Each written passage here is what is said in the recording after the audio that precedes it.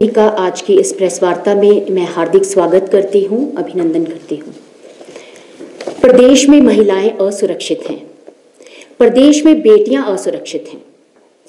आज प्रदेश में अराजकता का माहौल है और इन सब चीजों के लिए प्रदेश में सुक्खू जी की दुख की सरकार जिम्मेवार है। 11 दिसंबर 2022 को प्रदेश में कांग्रेस की सरकार बनी और मात्र उसके बनते ही मात्र 6 महीने के बाद प्रदेश को शर्मसार करने वाली चंबा में मनोहर हत्याकांड जैसी एक घटना घटित हुई, जिसमें प्रदेश की सरकार द्वारा उस परिवार को किसी भी तरह की कोई सहायता मुहैया नहीं करवाई गई, बल्कि भाजपा सरकार द्वारा, भाजपा के कार्यकर्ताओं द्वारा पूर्व में रहे मुख्यमंत्री नेता प्रतिपक्ष आदरणीय जयराम ठाकुर जी की अगुवाई में जब भाजपा के कार्यकर्ता मनोहर के परिवार से मिलने उनके घर जाने लगे, तो उस समय भी उनको सलूनी के पास प्रदेश सरकार की जो कानून व्यवस्था है उनके द्वारा रोका गया और उनको उस परिवार से मिलने नहीं जाने दिया गया। लेकिन फिर भी भारतीय जनता पार्टी ने इसके खिलाफ, इस कुकृत्य के खिलाफ आवाज उठाई और मनोहर को न्याय दिलाने के लिए उन्होंने एकजुट होकर प्रदेश सरकार पर दबाव बनाया। मैं बात करूंगी माननीय मुख्यमंत्री जी के गृह क्षेत्र भोरंज की, जहां पर एक महिला पर इतना गलत व्यवहार किया गया। वहां पर महिला के बाल काटे गए, महिला का मुंह काला करके उसको पूरे गांव और पंचायत में घुमाया गया। और वो जो एरिया है वो माननीय सुखविंदर सिंह सुक्खू जी का एरिया था। उस समय भी जो सरकार थी वो सोई हुई थी, जो इनका प्रशासन था वो सोया हुआ था, जो हमारा पुलिस डिपार्टमेंट है वो सोया हुआ था। बच्ची के साथ मंदिर के प्रहरी के द्वारा कुकृत्य किया जाता है, उसका रेप किया जाता है।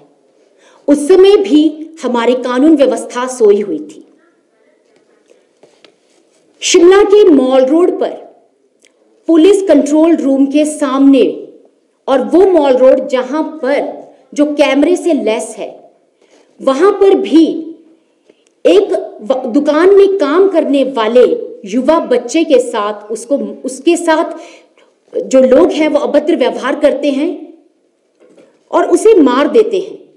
लेकिन हैरानी की बात तो तब होती है कि बिल्कुल पुलिस कंट्रोल रूम के सामने यह घटना घटित होती है और पुलिस प्रशासन कहां सोया होता है और उसमें उस बच्चे की किसी भी तरह की कोई मदद नहीं की जाती और बच्चा जो है वो मृत्यु को प्राप्त हो जाता है।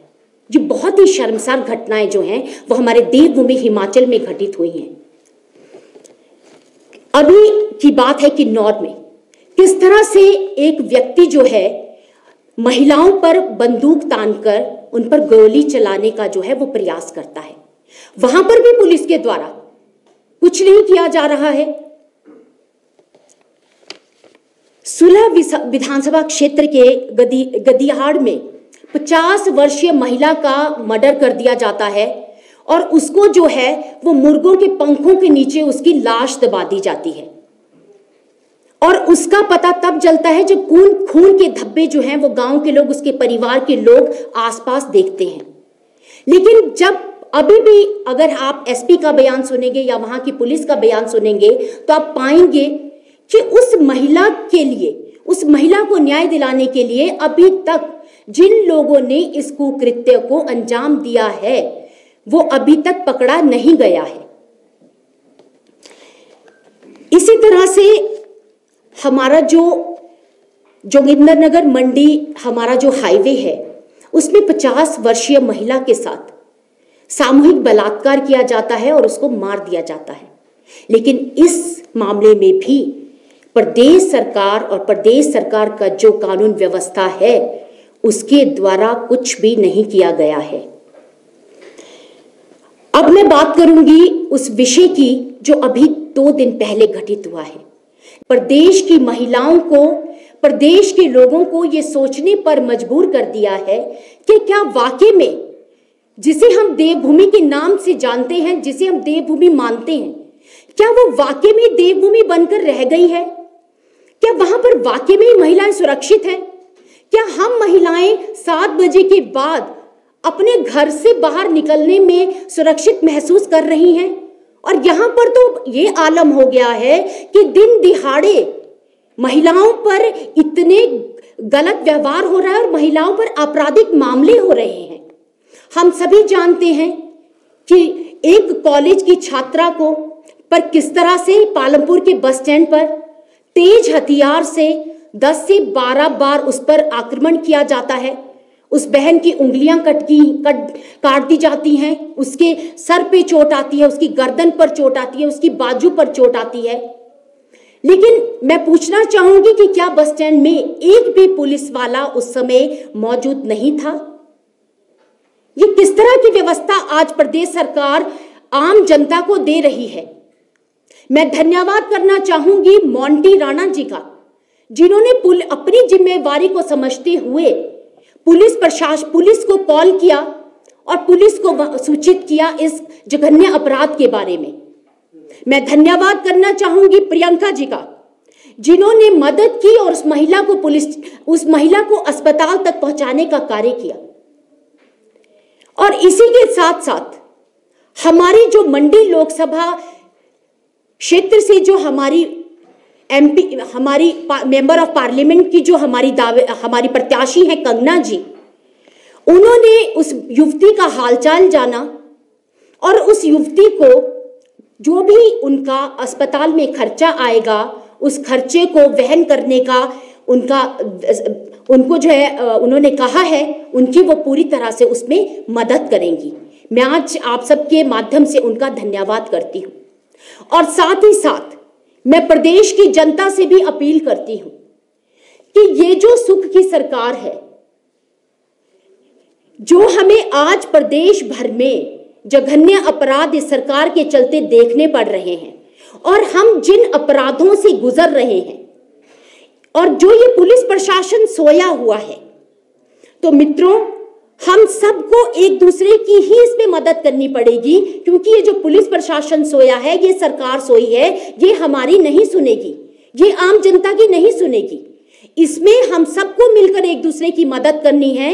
जैसे पालमपुर में ये जो है उदाहरण हमारे पास आया, जिसमें मोंटी राणा जी ने पुलिस को फोन किया, प्रियंका जी ने उनको हॉस्पिटल पहुंचाने में मदद की, क्योंकि प्रशासन तो सोया हुआ है। मैं अंत में इतना ही कहना चाहूंगी कि ये जो सरकार है, ये अराजकता की सरकार है। इस सरकार में जितने भी अराजकता फैलाने वाले शरारती तत्व हैं, ये जो लोग हैं, ये खुलेआम घूम रहे हैं और उनके जो हौसले हैं वो बिल्कुल बुलंद हैं।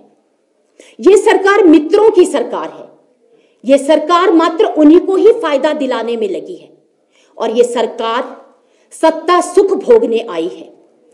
ये सरकार केवल अपना समय निकाल रही है और इनका जो पूरा का पूरा वो है, वो सिर्फ अपने लोगों को फायदा पहुंचाना और अपने लिए किस तरह से अच्छा खुद के लिए किस तरह से लग्जरी ढूंढी जाए, ये उसमें जुटी हैं। प्रदेश में जनता है वो त्रस्त है, ये हम सभी जानते हैं। वो किसी भी मामले में आप देख लीजिए। तो मेरा जनता से यही आग्रह रहेगा कि आप सब एक दूसरे के लिए स्वयं खड़े होइए, स्वयं लड़िए और एक दूसरे की स्वयं सहायता कीजिए। धन्यवाद।